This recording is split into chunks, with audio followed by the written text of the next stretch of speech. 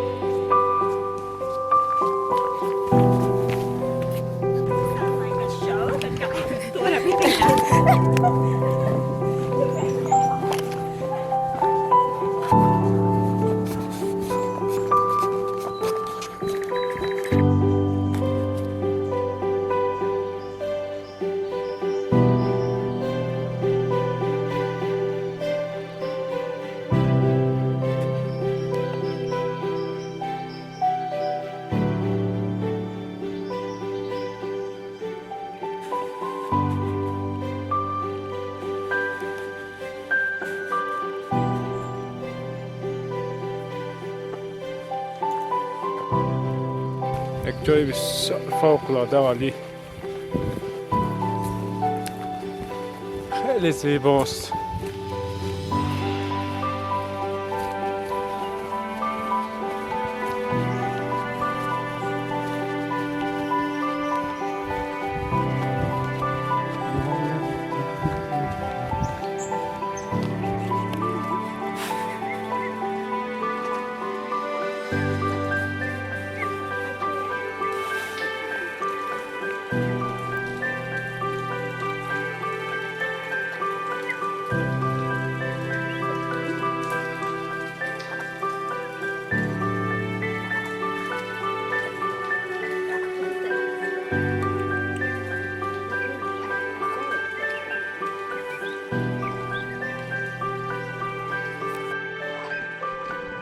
دوستان عزیز، ببینید که توتیای زیبای استرالیا اینجا هر جایش که بری از این توتیا زیاد داره.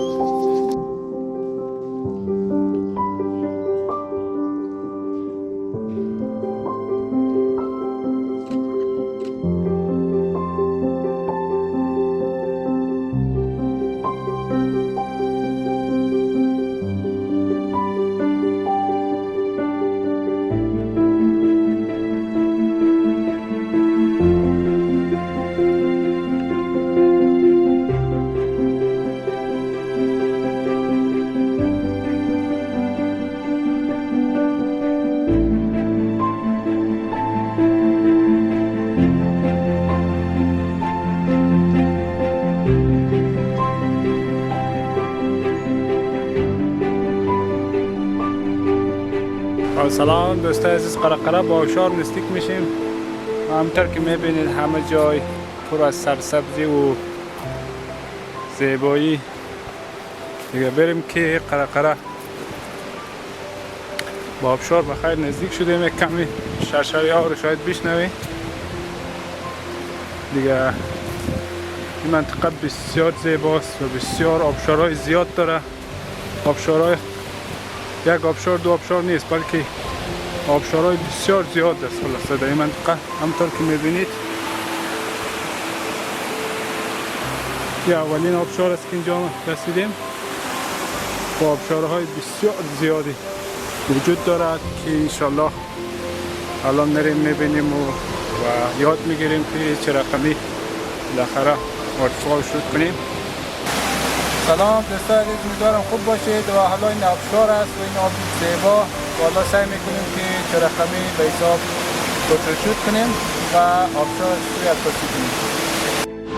خب دوستان عزیز، حالا وقت خواستیم آبشار را شروع کنیم باید وسایلش داشته باشیم. یک کامera، یک لنز و یک فیلتر هم باید حتما داشته باشیم. به فیلتر آبشار را نمیتونیم به شکلی که ما میگیم به شکل به حساب عکاسی کنیم. مثلا فیلتر ما یه فیلتر اندی فیلتر میگن و به حساب خایه باشه و این من فیلتر زیاد استفاده مونم. فیلتر رو واز مونم. این فیلتر شده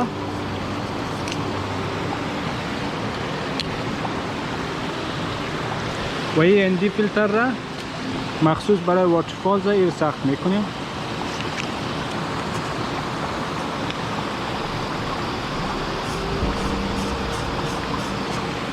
شد.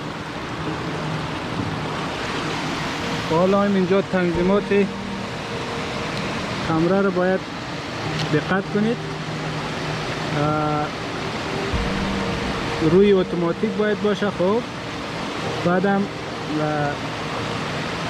ISO باید 100 باشد و F22 و شاتو اسپید هم باید کمتر باشه.